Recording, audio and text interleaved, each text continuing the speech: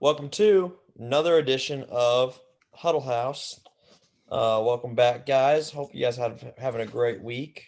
We are 9 weeks down in the season, so it was about time to get Mr. Commish on the show this week, and he's been at a decent leave of absence from the Huddle House, and that's largely our fault for not inviting him. But never too late. So welcome onto the show this week, Mr. James Clark. Welcome, James. Appreciate it, guys. Appreciate it. I don't mind watching every week, but it's always nice to get invited here once in a while. Absolutely.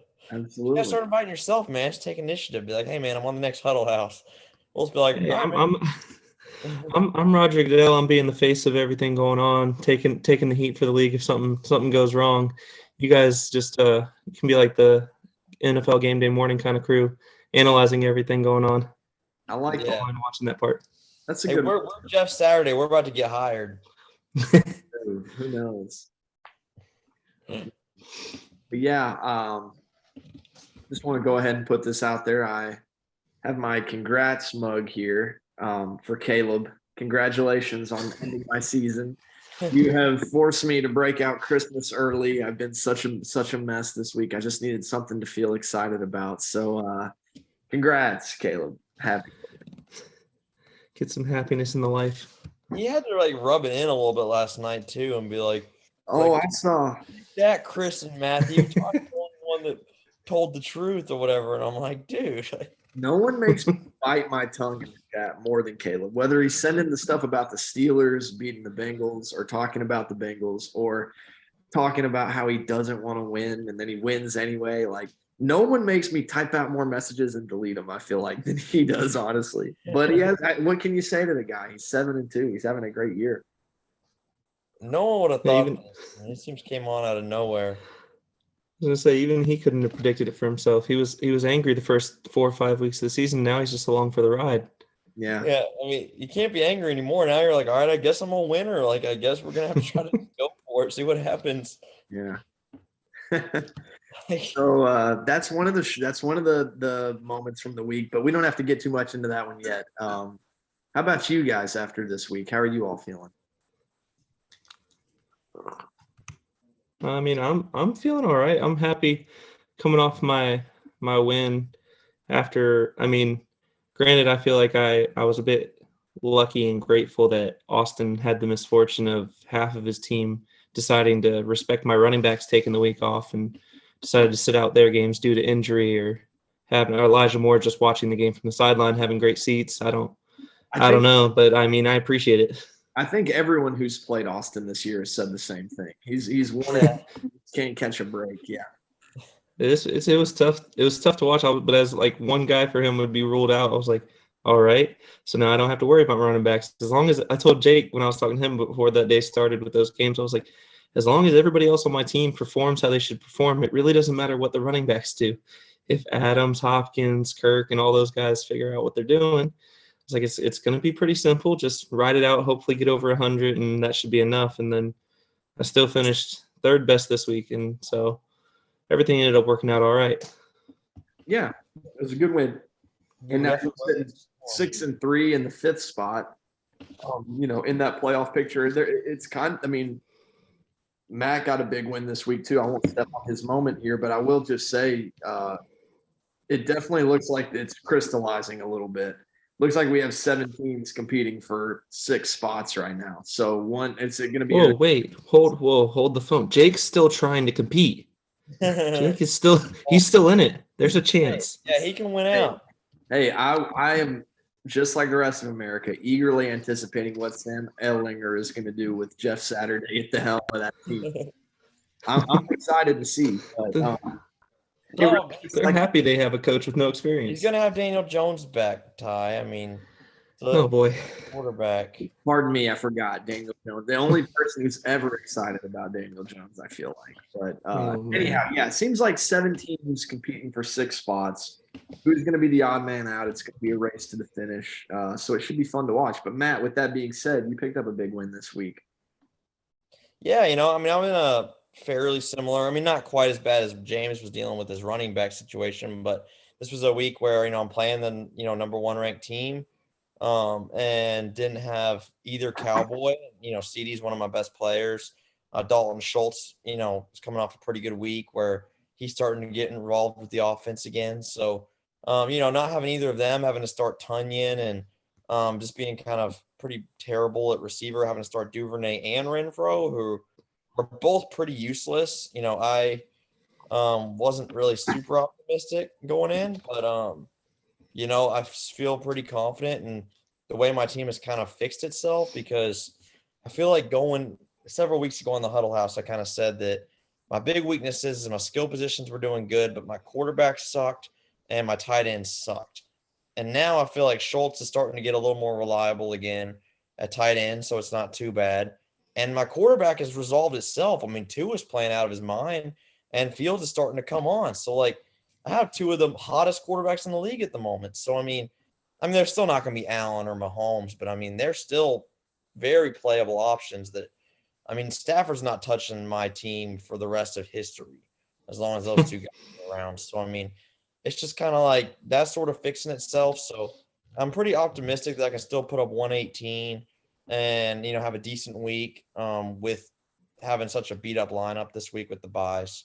So overall, not feeling too bad. Didn't have Gus Edwards either. He's going to be my second flex most weeks, him or JK. So he was out also. So my whole lineup just kind of felt a little depleted. So to still get a pretty convincing win, granted Jordan didn't have a good week at all, but that being said, it felt good to win pretty convincingly. Yeah, that was only Jordan's second loss of the year, so it's something not many guys have been able to do so far. But two of them are on this. Two of them are right here on this show. 2 of 2. There you go. Yeah. How about that? So let's just kind of bounce around, I guess, to some of the other games. Anything stand out particularly to you guys? Are we? We can pretty much just skip past everybody already knew about the 120-point victory Brandon was going to get either way. That one kind of was predicted originally. Yeah. 160 to 45. My gosh. Is that the worst loss in regards to margin of victory in Huddle Buddies history? It's got to be close. It's got to be close because that's got to be close to the lowest scored in a week easily. And you could have even given him Justin Fields off your bench and he would have lost by 80. Yeah. Justin Fields and Joe Mixon, and he probably still Still lost by at least 20, 30 points. Yeah. Well, that was big from Brandon. If you take Mixon off his lineup, he would have only put up 115, 105. Play down a spot and still score 115. That's pretty solid. I'd take it. If you switch Mixon to the other team, it would have been 105 to 100. That's a game. Yeah, we would have had a ball game. Brandon still would have won, but outside of his though, I will say across the league, it was a pretty competitive week for most matchups. Not every matchup, obviously, but there were a few close ones. Like Ty's in particular was decently close. Jake's matchup came down to the wire. Even Chris and Carter's up until the end of that game last night was pretty solid. Wow, yeah. How have we gone this long in the show without mentioning Chris gets his first win of the season, man? After being on holidays last week, that might be the good luck charm. We all called it. I think all three of us picked him to win that game. Yeah, we did. This was his week to do it. His lineup was so bad. Yeah. He needed it. Yeah, Chris was struggling at coming out of October. Caught him at the he caught Carter in a good week to beat him, but not, it's not just like he won because Carter's team wet the bed. Like they played. Chris's team put up 105. Like that's a win that can be deserved. So he broke 100.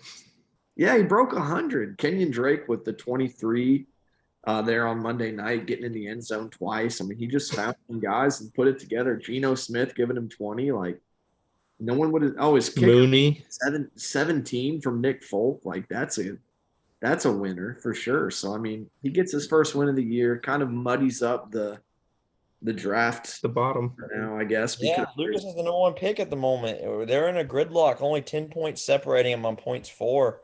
It's going to be tight. 3 teams down there looking like the top 3 picks, and that seems like its own exciting race, as opposed to the 7 competing for the 6 playoff spots. I don't think Austin has a chance because he would need both Chris and Mitri to get another win apiece. He's got way too many points. He has So too many points. what is the tiebreaker? Is it head-to-head or is it? It's points. Okay. It's points. Points Austin for. has 60 more points than these guys. That works for playoffs too. I believe so. Yeah, it goes to points for. So, like, for example, right now, the only reason Marcus is behind Matt and, like, myself is because he's behind Matt by 22 points. Yeah. Okay, so head-to-head really doesn't matter all that much. Head-to-head, you'd have to be tied exactly at points, which the odds have to be extremely low of that happening. Yeah, to the decimal point. I mean, it's – Yeah. But – so, I mean, we're in a gridlock for that number 1 pick between Chris and Mitri. I think Austin's got number 3 locked up, but, like, he would need Chris or Mitri to both win. Like, I just don't Seems unlikely. It would take a miracle for both of them to win again. I mean, it's going to be 2 things that happen at the end of this season. There's going to be whoever ends up 7th out of this group, if it is out of this top 7, that person's going to be heartbroken. And then between whoever is riding there with Chris and Mitri's picks, whoever gets 13th is going to be real devastated. Yeah, they're missing out on Bijan. Yeah. So what a race here to the finish, but we're in the home stretch. I think one other thing to talk about from this week is honestly kind of a letdown game. Was Jeremy and Marcus, the battle of the McClearys there. Was thinking that was going to be a little closer. Jeremy's team just really played well, and Marcus's team kind of hit a bit of a rough patch there with only 82 points. So was hoping to see that one come a little closer, but as the dust has settled, Jeremy's our 1 seed right now. His team's been producing, and it's really off the back of those stud receivers in Hill and AJ Brown just doing what they've been doing pretty much consistently week to week, no matter who they're going up against. And then somebody from his running backs and popping up out of Ramondre. I mean, even Michael Carter this week with 15 against Buffalo. That's not something that he's been usually relying on. He's been hoping for the best out of. Miles Sanders has been pretty consistent. Fournette's been real up and down, but Stevenson getting to have his carries that he's getting, and then a pop performance like that from Carter. It's just like if he gets that from those running backs that are kind of fringe guys, his team's going to have a week like this where it's 120 to 140, somewhere in that range, because those receivers are going to come every single week. And I mean, Burrow bounced back against the bad opponent after having a down week to give him 19, which isn't anything insane. But if you can get 18 to 20 points out of your quarterback and your skill positions are what his are, you're pretty much set up for a victory week to week. Yeah, great point. You're definitely going to be competitive every week, if nothing else. So, I mean, that was a great win for Jeremy. Takes over the top spot, and Marcus, although he's 6-3, is in that 7th spot as the odd man looking out. So, I'm kind of excited to see who's going to be the one to take this spot, who's going to be the one to fall. And it's tight because literally 1 game separates the 1 seed from the 7 seed. Like that's insane. That is insane. That we have no idea what these standings are going to end up looking like by the end of the year. And it's not even like points. Points aren't even that crazy apart either. Because I mean, the top scoring is what Brandon has 11-20, and I mean Jeremy 11-11, me at 10-69, a couple other teams over 1,000, and Matt and Marcus. Like it's nobody's like a slouch out of this, like barely making it in off of like lucky wins week to week. Yeah, all these teams are putting up a decent amount of points. Yeah. Agreed. So what you just want to turn the page and we can go through next week a little bit, just see what's on the horizon? For sure. We got a couple swing matchups. Like part of the reason I really wanted to get James on the show this week is I play him this upcoming week. It's a big one. It's a big one. It's a really big one. This is going to have a lot to do with, if either of us potentially that 7 spot. I mean, I'm not saying either of us will, but puts us in a bad position for it, and also you want to talk about, I'm sorry to interrupt, but I just noticed this too. We have Chris versus Austin this week. We were just talking about how one of those guys has to lose to clear up this race. That's a big matchup right there. Oh yeah, I didn't realize they still had to play each other. Heavy. Man. Is Austin still playing Mitri? Let's look. Oh man, that would be. He still plays Mitri too. If Austin jeez. Both of them, Austin has the number 1 pick. He has a path. Yeah. Wow. How about that? Who knew the biggest race we'd be watching would be the bottom 3 teams? Yeah, that's crazy. Okay. Austin was in the funny. championship last year, and Hey, he's things made can promotions change. to his team. It's what is like, how is that possible? I don't It's, know. Najee used to be a top 5 dynasty back. Now I don't know where he's at. Maybe yeah, 20 if he's lucky. now no one wants the guy. It's just like, No. what happened? I've been seeing stuff because I honestly, like, on my bench I have Jalen Warren there, and I've been seeing people on Twitter like, I think out of the bye week Jalen Warren might have almost a 50-50 split. I'm like, all right, let's calm down. They invested way more in Najee. Don't try to give me false hope on a guy on my bench. Yeah, dude, that's going to be a game to watch right there. My goodness. But okay. Yeah, we got a couple of good matchups though. Yeah, 7-2 Jordan versus 7-2 Caleb. Yep, one of those guys has to lose. That's I mean, whoever wins that's going to be your number 2. Could be your That's number crazy. 1 if Jeremy loses. Yeah, Yeah. Jake has to And- beat him, or else Jake's completely Yeah. done. I mean, I think we all know Jake's Well- pretty much done anyway, but I mean, he still has hope. I mean, you want to start with that top team matchup then of 7-2s? Let's start with Yeah. that one. Yeah, that It's a sounds good good. matchup. So I mean, Well, man, Jordan's so banged up. I mean, he still has Hollywood on the IR. He had to start Khalil Shakir against me this yeah, week, that was tough. who put up 0 points, and he's gonna have Jerry Judy back in the lineup. But I mean, But he's got Jacoby on a bye. Jacoby's on a bye, so That's really, tough. Judy just fills that void. So are you still starting Shakir? We don't know for a fact that Jarvis Landry's going to play. Aaron Jones might not play. He should be okay, but we don't know that for a fact. And he's got Dallas anyway. This is a horrible matchup for Jordan in regards to his situations. Yeah, and I don't know if you guys have looked out on waivers with that processing tonight, but there is nothing out there. Like, unless you want something like a Sammy Watkins or or whoever did. No, not even DeMarcus. Whoever the Marcus Robinson, not DeMarcus Robinson, Marcus Robinson of the Giants. Like, there's nobody. Yeah.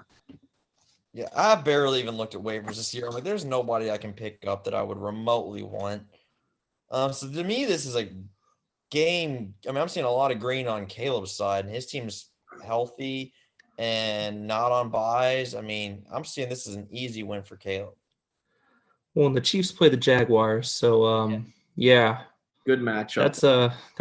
that's pretty solid at all positions. It doesn't really matter which position you play if you're against us right now. We typically, at some point during the game, will let you score 3 touchdowns as a team.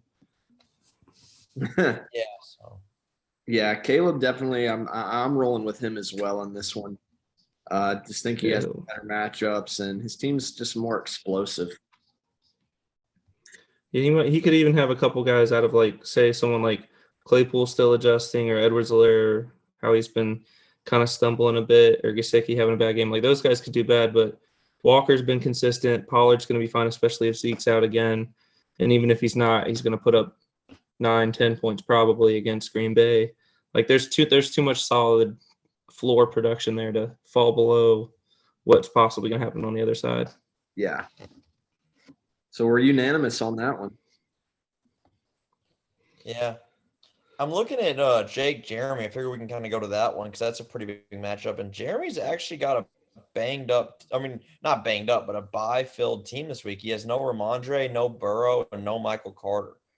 So he's having to play Nico Collins, who may or may not even play. May return to practice this week, it looks like, and Andy Dalton. So if there was ever a week to beat Jeremy, this is the week. Mm-hmm. You got a shot. I don't know, but this is the week to do it. I don't know, because there's a lot of red on Jake's side, though. I mean, I know Andy Dalton and Daniel Jones, the quarterback matchup we've all been waiting to watch it in fantasy. Yeah, who can score 15? Dude, Tyreek Hill is predicted 19.6. Like, receiver. That is a quarterback. I mean, unbelievable. It's a total of what, 19 and 14 right there between those two guys at receiver starting. That's a pretty nice thing to be looking at, especially when the other side is barely getting close to 20 points with Thielen and Evans for Jake. Yeah, that must be an awesome feeling. Yeah, I love Jeremy's team and how explosive it is, but I do feel like this is one you could get him. Andy Dalton versus Pittsburgh. Come on now. I think they're going to have TJ Watt back too. Like Andy's terrible. They would do much better to start Jameis, I think. Jake would be thrilled because he has James riding that bench. But again, I don't feel great about Daniel Jones. The whole Washington Commanders running back is backfield is just a mess. Although I'll give him Gibson against Philly because they could be behind, and if McKissick's out again, like Gibson will be the pass catcher for sure. So I mean, you just give him 6 catches for 40 yards, doesn't even need a touchdown. Like right there is getting you 7 points plus whatever he would do on the ground. Sure. Eckler's been awesome this year, and I don't really feel like that's going to change. So nobody on that team to play. Though. At San Francisco matchup. I think I might like Jeremy, or I think I meant Jake. I think I might like Jake in this one, guys. Oh, he's doing it. You're gonna get Jake excited. I can't pick Jake in anything. I mean, unless I truly think it's convincing, but this one's close enough that I'm going to go Jeremy. Okay. Yeah, I think Jeremy edges it out because even for example, he said Nico might miss. I mean, he'll put KJ Osborne in, which isn't great, but against Buffalo, I think Minnesota's going to have to try to put up some points, especially coming off of a loss. I can't imagine Buffalo at home is going to come out here and play a defensive, like low-scoring game. That even if it comes in garbage time, it could go to any of those receivers for Minnesota. So I think overall, top to bottom, he's going to have enough. You don't think you play Alec Pierce and Jeff Saturday's debut with Sam Ehlinger? No, not quite. And seeing as I'm sure that when they chose their play caller, I forget who is a quarterback's coach. I'm sure he's never called a play for an NFL team either. So they've got to make sure they go with as little experience as possible. They're really trying to get that number one or that top 10 pick, I guess. Irsay's all in on that. Yeah, gosh, he's hoping they do. He's crazy. Oh man. Well, all right, but yeah, so that's 2-1 then. Yeah, I'm different than you guys on that one. Why don't we jump up to Marcus versus Carter here?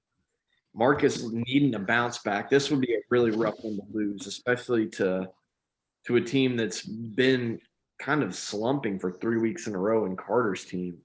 Marcus needs this. And coming off of a loss to Chris. Yeah.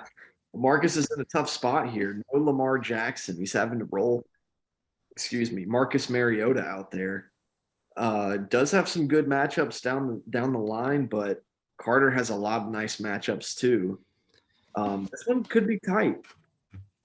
I mean, I'm looking at it you saw the shootout a couple weeks ago.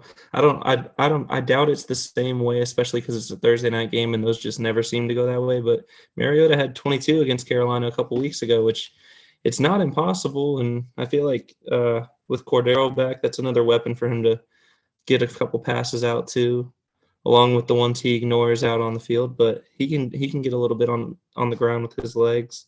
Yeah, and a couple of decent matchups for his other guys, especially important for these plug and play running backs he's been throwing out there.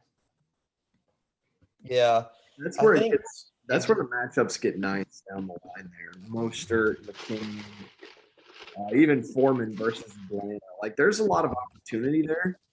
I didn't realize that the Bills and the Vikings played this week. That'll be a good game. Yeah, it should be solid. I'm hoping Kirk survives the matchup there because it's a 1:00 game still. True. He does have Higbee versus Arizona, and they're notoriously bad against tight ends. So he has some solid matchups down the line. Matt, I interrupted you. I'm sorry. Oh, you're good. I was going to kind of butt in and say on Carter's end, I mean, I've seen a lot of green on both these matchups, but one matchup that really bodes well for Carter is Saquon Barkley's running against Houston. I saw what Derrick Henry just did, last week against Houston, just absolutely pulling the threads. That running defense is pathetic.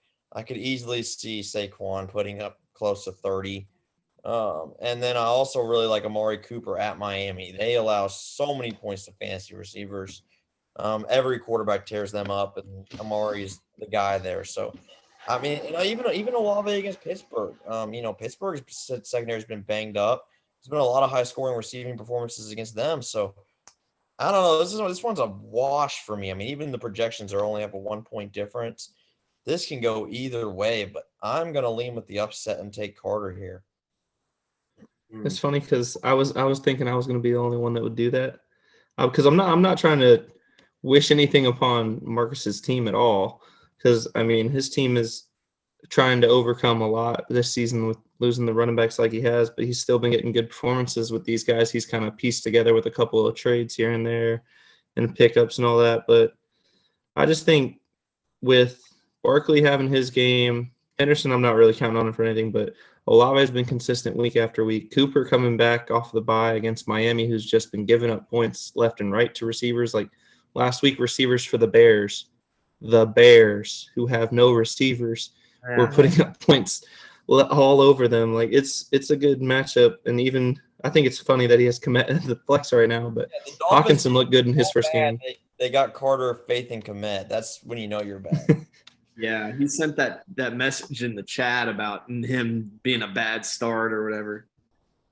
Well, he can't play OBJ just yet in that flex spot. He doesn't have a roster quite yet. Soon, maybe by week 16.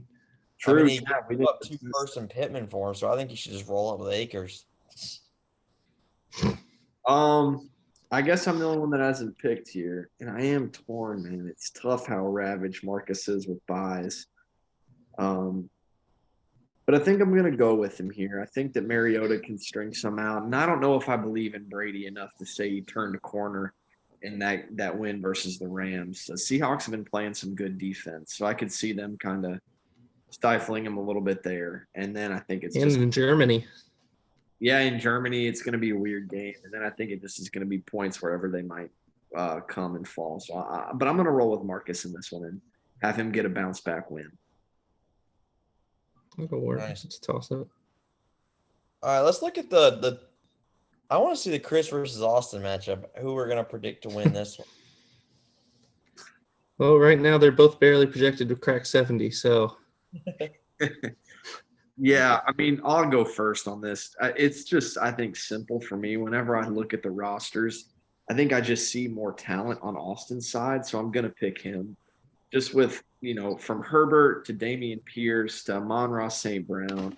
They don't have Najee Harris back in the lineup this week.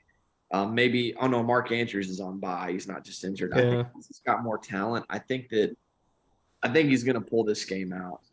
So yeah, I'm just going to go with him. I mean, if I'm looking at it here, the top 2 scorers from Chris's team last week are both on bye, and Kenyon Drake and Nick Folk. So I think that's really going to hurt him. Yeah. You can't just pull off a victory without those 2 cornerstone pieces of your roster playing in a week. So I'm going to have to go with Austin just by a narrow margin with that one. Sorry, I laughed, but I just realized something. Unless Chris is able to make a trade or get somebody on free agency, he is going to have to start either Philip Lindsay, who's projected 0, or Blackshear. What do you mean? DJ Dallas is projected 0.11. Yeah, it's rough. It's rough sledding out here, man. It's hard. I think Burkhead hit the waiver wire with the OBJ trades. After Carter used him for a week just out of desperation with no Saquon. He's just getting passed. Yeah, pass him around. Pass him around. That's funny. Yeah, I'm gonna go out there. I'm gonna go Austin just because of that. I mean, he's gonna be scraping by just to get 2 points out of his RB2 slot. Hey, congratulations on the win last week, though, Chris. Yeah. Yeah, you're on the board, baby. It got the monkey off your back. Yeah, we won't have any 08 Lion or 17 Cleveland Browns this year. That's the important. Okay, that's what you want to avoid. Let's just talk about mine because it's a crappy game that nobody cares about anyway. I think I'm gonna beat Petrie just because I think I just have more talent on my team. Yeah, you gotta win this one, Ty. I think you're gonna win. I believe in it. I mean, if Taylor doesn't play, one of the Lions running backs, probably Jamal Williams, goes in for you, that's still going to be fine. If Debo decides he's going to be healthy again anytime soon, that would help. But I mean, either way, without it, I think you have enough. Again, like one of those things where you have enough floor points there to offset any kind of upset here. I mean, you're going up against Eno Benjamin and Terrace Marshall, so I mean, it's Hey, Terrace Marshall's had 2 weeks, decent. Caught a touchdown garbage time last week. Yeah, I don't know, but I'm just like, Mitchell just has too many positions where it's just straight up trash. Wandale and Dak are back. Dude, Nick Chubb alone should get you this win. Like, I mean, he's going up against Miami. I mean, that's like Nick Chubb alone has got me the 4 wins I've had, pretty much. That's not wrong. Him and Kelsey carrying the team. Yeah, him and Kelsey. I'm a 2-man army. So I think we're all in agreement on that one. We lean you. Important games. Yeah, Brandon and Lucas. Yeah, this is another one with some implications. Brandon obviously trying to climb his way towards that 1 seed, and man, he has a lot of green on his side this week. No Bengals, but that's true. He is without. Well, he's been without. He's had no Chase, no Mixon, that was an interesting testament to how his team can win in different ways. Usually he wins Allen and Diggs and Chase, but Mixon won him that last week. Well, he probably would have won, like we've established, regardless. But point remains. Now he fortunately stumbles into Khalil Herbert getting to play the Detroit Lions when Mixon's on bye. Even though he's in a split backfield, all it takes is one run for that guy, and all of a sudden he's got 10 points on the board. One touch. Yeah. He does have Kadarius Toney cracking the starting lineup too, which he fortunately lucked into with him getting just dealt to the Chiefs. Good vibes on his team. It's got to be. Yeah. I know. Lucas has got, like, Jalen Hurts has been consistent every single week.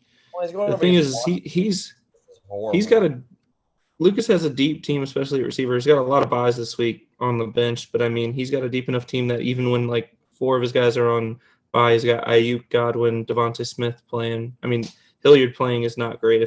That's pretty much what he's stuck with unless he plays Valdez-Scantling. But I mean, his guys just had the problem is at that point with all the depth he's had, he's kind of like having to choose 2 or 3 guys each week, and sometimes you just pick the wrong combination and it's tough.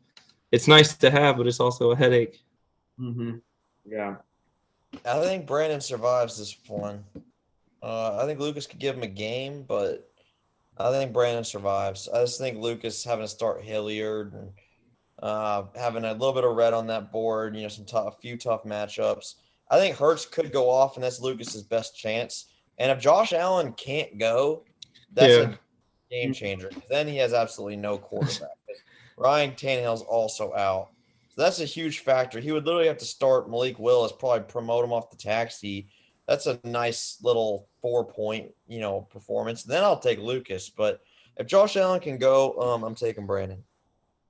Yeah, I would. That's what I'm basing on. If Josh Allen doesn't go, I might lean Lucas's way. But I think at that point, it's going to come down to if Montgomery can put up more points than Herbert, that would be huge for him, just based on needing those points from that spot. And then he needs his receivers to get into the end zone, not just get a couple of catches to offset Diggs and ETN. Because ETN with Robinson gone is just getting insane workload right now. Great. I think I lean Brandon. And I think there's even a chance, like, say Josh Allen can go, which he probably will. I still think there's a chance Tannehill plays because he was close to doing it. Yeah. And after you watch your quarterback complete 5 passes in the game against the Chiefs, I mean, you might have to just give it a go if your guy's even like 80%. Yeah, when you could have won that game with probably like almost anybody else playing quarterback. Yeah, I'm going with Brandon there. Let's talk about your guys. This is the big matchup. It's the reason we're doing the show. Let's devote our last 5 minutes here to talking about this. And I'll let you each say your piece. Well, I think so. We obviously know we're each picking ourselves, although I do see like Kirk Cousins he's been pretty consistent for me this year. I like him a lot. He's perfectly capable starting quarterback, not elite, but not terrible. I don't know how I feel about the at Buffalo matchup because playing there alone is tough. The defense is getting better with Tre'Davious White getting healthy and everything. But I do think it could be one of those where the Vikings have looked good enough offensively this year with their new coaching staff that it could be a bit of a shootout to an extent where it could be a 35-28 game, and there's plenty of room for that to at least be 2 touchdowns for Cousins to somebody. Hopefully not Dalvin Cook, because that would be unfortunate. But I mean, besides that, I have some decent matchups for the rest of my guys. If Zeke's healthy, maybe he cracks the lineup. McLaurin at Philadelphia is a toughish matchup, especially to squeeze in with some of my other guys with Hopkins back now and Adams playing the way he has. But I mean, I think it's going to really come down to the quarterback positions. If Fields cannot drop 40 points, that'd be real solid for me. And then just my main guys like McCaffrey, Hopkins, and Adams putting up what they can put up decently most weeks, like that's going to be important. As long as they stay consistent and one of my other middle of the row guys can come through, then I feel confident in my team. Okay. Yeah, this one's a toss up, man. Like, I mean, I can't say I'm too confident. But I'm still going to pick myself, obviously. I mean, Cooper Kupp can go off against anybody. He'll go off against Arizona. I think him and Devontae could be a wash, but I think Cooper might do a little better, so that I might have that going for me. I like, in regards to our receivers, I think his have better matchups, but I think I still like CD just as much, if not better, than Christian Kirk this week. And I think Waddle can be similar to D-Hop just because he has been every other week. So I think our receivers are kind of a wash. I think it comes down to if Fields does put up another 30 bomb like he's been doing. And, I mean, this is the week to do it. I mean, he's playing Detroit at home after a loss, and Detroit's defense is pathetic. So whoa, they just shut down Aaron Rodgers. Aaron Rodgers shut down himself. He did say that. He said on the Pat McAfee show today, he said that Detroit didn't stop them. They stopped themselves. Yeah, exactly. I think Fields runs all over him and can put up another 30 bomb. And if he does that, I think I win. If Fields and Cousins kind of are a wash and they do similar, I like James's matchups more, I'm not going to lie. But I think Fields might give me a nice little boost. And Young Ho Koo is going to do better against Carolina than Jason Sanders is going to do versus Cleveland. It's possible. So it's possible. That's game changer. Yeah, and then my only other thing is I got Deion Jackson right now, but he's obviously, depending on his health and Taylor's health, he's not going to stay there if he's not like the guy in the backfield again. If he's not the guy, it'll probably be somebody out of McLaurin or Zeke or whoever is going to plug in instead. Yeah. Yeah. This is going to be a good matchup. I think it's very close. I really do feel like the X factor is going to be the quarterback position for each team, because as I'm looking at you all across the way, the rest of the way down, I could reasonably see each position canceling out all the way down. Like I could see Zeke comes in, he gets in the end zone once or twice, ties Dalvin. McCaffrey and Henry go the same. Hopkins and Kupp could put up similar numbers, or Hopkins and Adams even. But then you still have Hopkins and CD, Hopkins and Waddle. Like I think there's a lot of things that could balance out. I do think it's going to come down to that quarterback spot, and I just have more confidence in Fields to keep it rolling against Detroit. So I lean Matt. Wouldn't be surprised to see Fields come down to earth a little bit, because after such an astronomical week, I feel like a 18-point game might be considered disappointing. And I could see Kirk Cousins matching that. But Buffalo is a tough place, and especially playing in Buffalo. It is a 1:00 game, but that's a tough matchup. So I think I lean Matt in this one, but this is definitely one I'm going to be watching closely. It'll be Understandable. Fun. It's a big week. So appreciate you having you on, James. We're running out of time, but it's been fun. See you guys.